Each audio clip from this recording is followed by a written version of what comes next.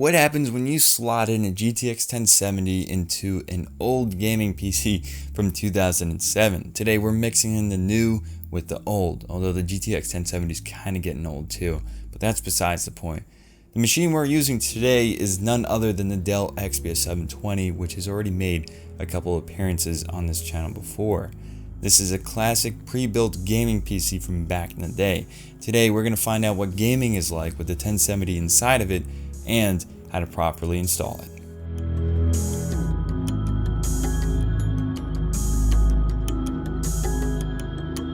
Hey, what's up guys, my name is JD from JDTechGear and welcome back to the channel where we discuss PC passion, setup design, reviews, and modding and guides and more. It's quite the list, but there's a lot to this channel, I promise. So if you're into that sort of thing, consider checking out the rest of the channel and subscribing to become part of the Tech Junkie family. The XPS 720 was one of the top of the line gaming PCs you could buy back at the time in 2007. It came with a few different tiers of components inside, but the one I have here today uses a quad-core Q6600 from Intel, 4 gigs of RAM. Trust me, I tried 8 with all sorts of different sticks, but 4 was the max I can get out of it. And lastly, the 8800 GTX from Nvidia. If you want to see the benchmarks from this PC, I'll have the video linked in the card and in the description below to get an idea of how this performed. Now today we're completely ditching the 8800 GTX and slotting in the GTX 1070. Yes, it's a 2-year-old card, but at the time of making this video, Nvidia still hasn't released their next gen card, so it's still a modern card pretty much, but either way it's going to be a lot for the Q6600 to handle.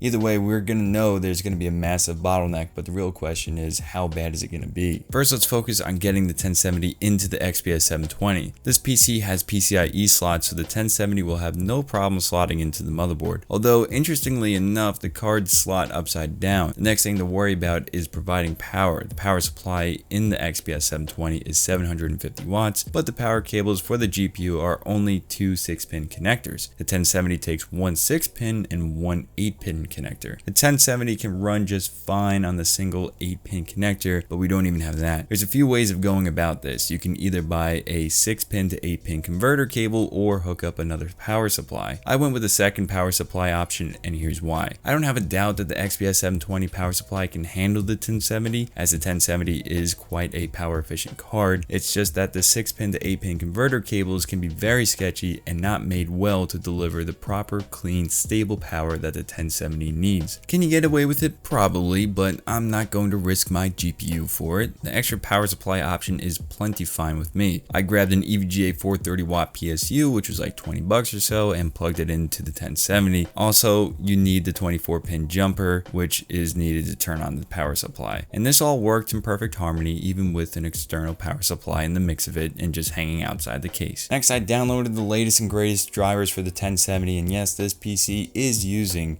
Windows 10. Now, the resolution we'll be playing games at is 1080p and not 720p, since 1080p is mostly a standard for most PC gamers.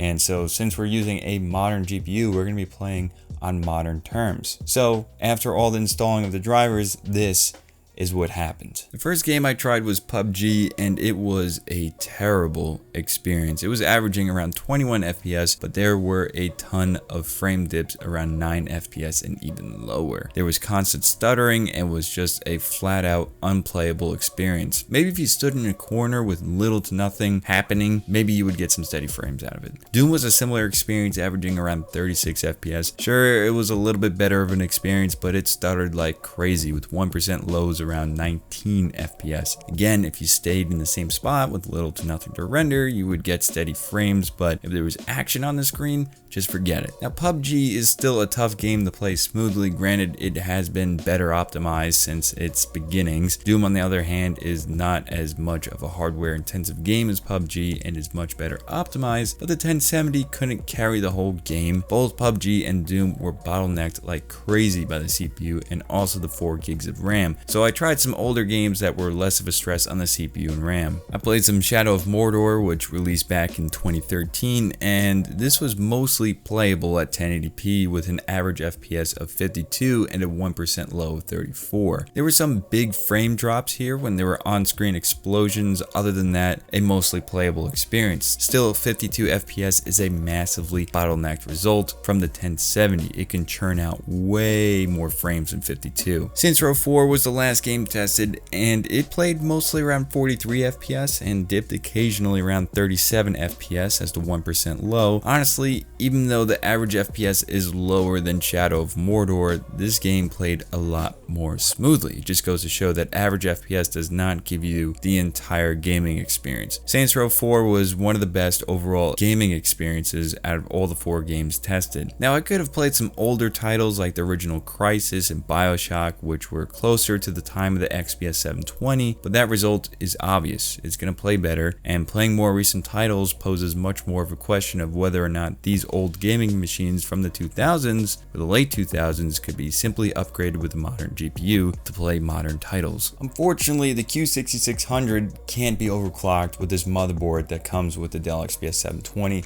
There might be some workarounds, but they're kind of complicated and I'm not comfortable with it. But you can upgrade the Q6600 in the same PC with a Q9650, which is a slightly higher clocked chip. Although in my honest opinion, it's not going to give you a massive edge in performance. That's going to give you buttery smooth performance in AAA titles that require a lot out of your hardware. Overall, this is what happens when you put a GTX 1070 in an 11-year-old gaming PC. Hope you all enjoyed this video, and if you want to style your setup a little bit more with some PC art like this piece over here, consider checking out my store, which has more PC art, and it'll be linked in the card over here and in the description below. Now, if you're into that sort of thing, it can give you a little trendy and modern and nerdy design to your setup if you're into that sort of thing. And if you guys are new here and you want to see more videos like this one, consider checking out the rest of the channel and subscribing to become part of the Tech Junkie family. Thank you all so much for watching, guys. I'll catch you in the next one.